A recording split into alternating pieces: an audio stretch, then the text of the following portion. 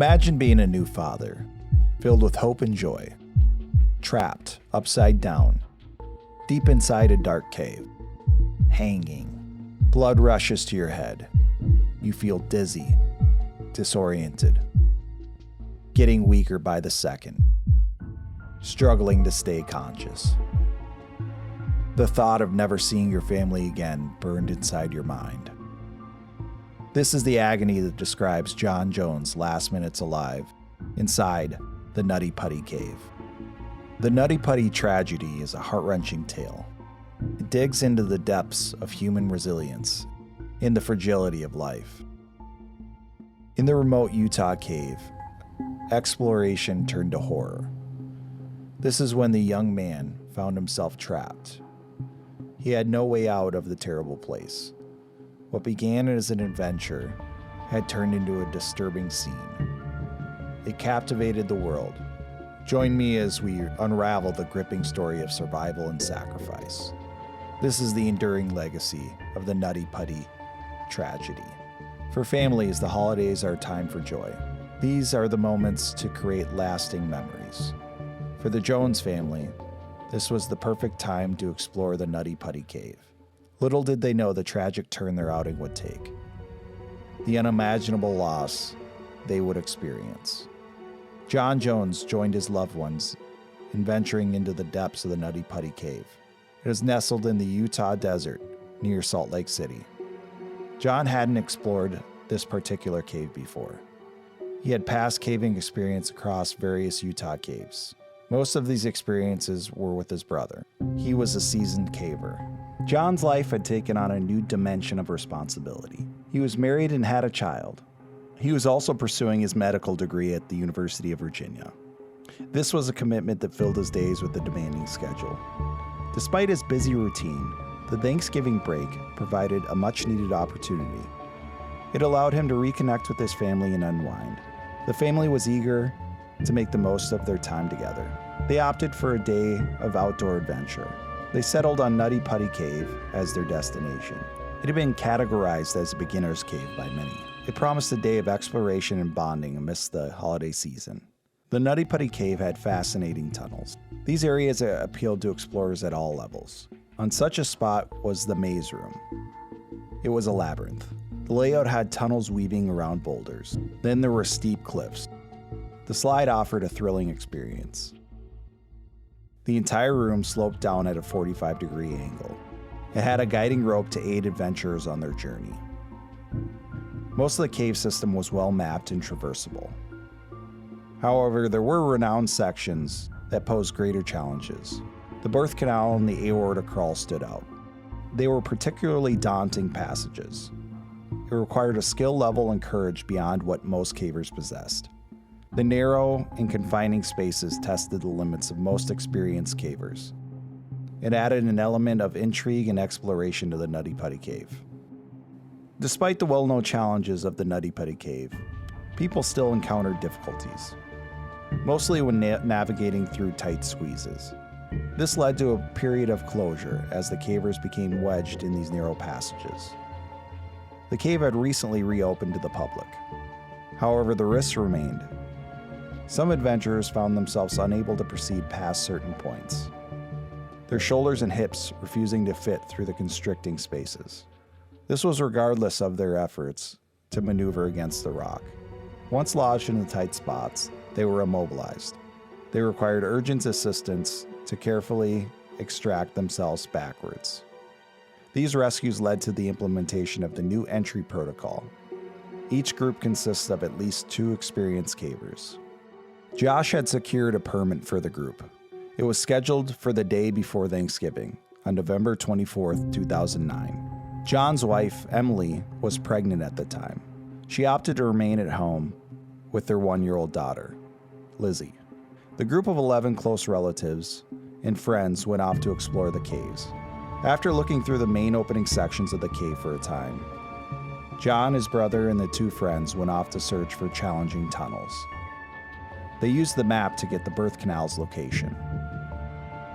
The passage was renowned for its length and tightness at the end of the narrow squeeze.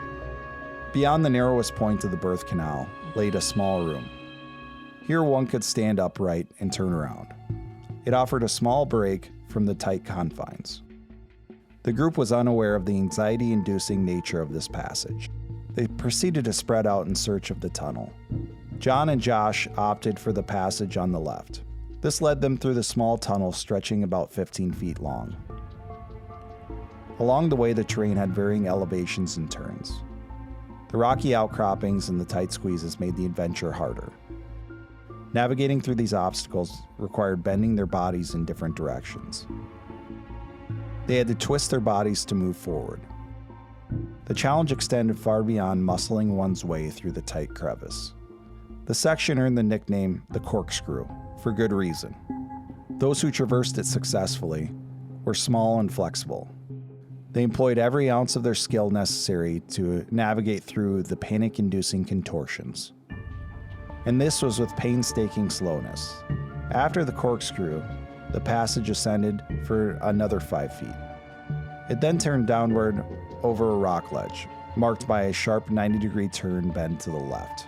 Cavers use this narrow area to pivot and retrace their steps. However, this spot held a grim history. In 2004, a 16-year-old, Brock Clark, found himself stuck in the corkscrew. He was 5'7", weighing about 140 pounds. His attempt to turn around led to a grueling 14-hour rescue operation. John now found himself in the exact position where Brock was trapped. He attempted the same maneuver that led to Brock's entrapment. John's stature was 6 feet tall and 200 pounds. He knew that tunneling through the new section was impossible. He was confined within a space that was 12 inches in height. He had insufficient lateral room to maneuver his body. The only option was to move forward. He approached the ledge and squeezed himself over the top. Though the passage ahead appeared tight, John remained resolute. He was determined to press on. He took a deep breath, he sucked in his stomach, and pushed forward. He leveraged the rocks ahead to propel himself forward. Moving first at a downward angle, John spied what seemed to be an opening ahead. This was a potential turnaround point. Unbeknownst to him, no one had ever crossed over this ledge before. He was venturing into uncharted territory. Despite the uncomfortable position, John maintained his composure. His confidence was fueled by the belief that an escape route lay ahead. John believed that he was navigating through a section of the birth canal. This was the notorious spot where many cavers had felt trapped. Luckily, they emerged unscathed on the other side. As he passed through the very tight zone, he found himself sliding downward in the tunnel. This was almost in a handstand position. He struggled to maintain his balance. He had to figure out how to maneuver backward. He was unable to turn around and was now upside down. Gravity exerted its pull against his 200-pound frame. His strength waned as he hung on to the fading hope of escape. Calling out to his brother Josh, John instructed him not to follow but to retreat. Together they weighed their options. They decided to press forward and attempt to turn around. John's body was collapsing onto his shoulders and head. He knew he had to act. He spotted a hole in the floor illuminated by a headlamp. He felt a glimmer of hope, envisioning that there was a large space beyond. He was optimistic that they would laugh about this later. John made the decision to make a slight turn and head toward the hole. Exactly how John found himself in this tight spot remains unknown. Some suggest he may have slipped, hit his head, and got wedged in the narrow space.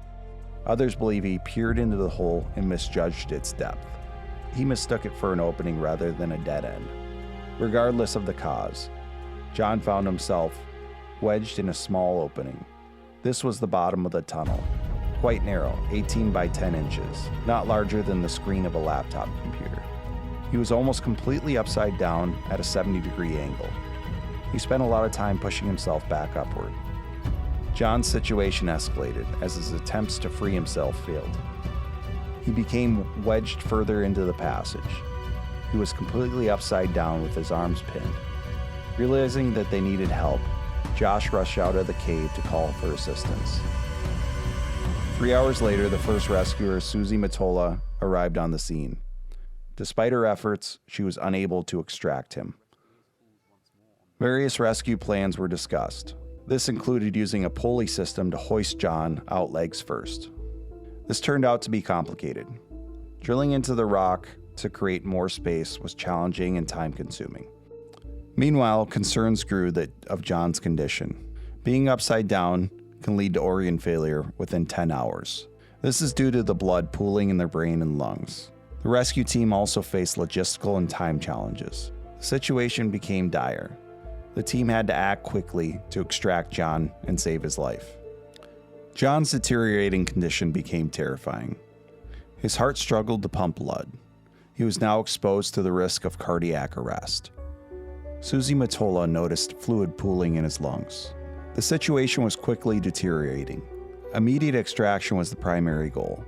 Several attempts were made using ropes and pulleys. However, John's position in the unstable cave structure made things difficult.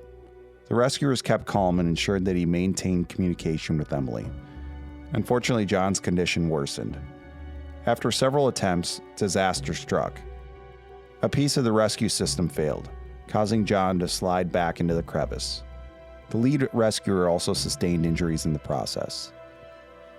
The team was now exhausted and desperate.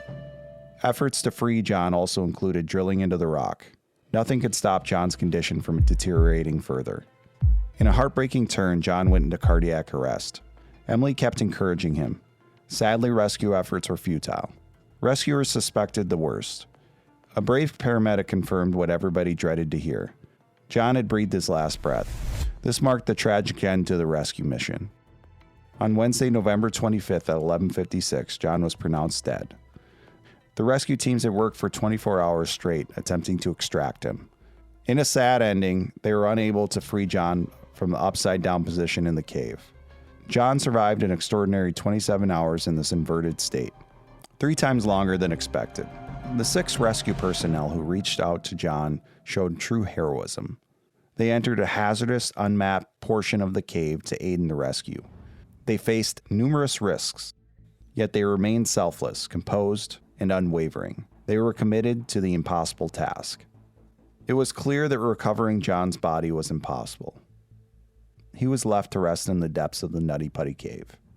The entire cave system was sealed off with concrete and never to be explored again. A plaque was placed in his memory. It commemorated John's life. It also highlights the tragic events that unfolded. This was a day supposed to end with laughter and celebration. Instead, it became one of devastation and tragedy. The Nutty Putty Cave has since been closed due to the tragedy. Let us know your thoughts in the comments section below. And remember to subscribe to the channel for more videos like this. See you in the next one.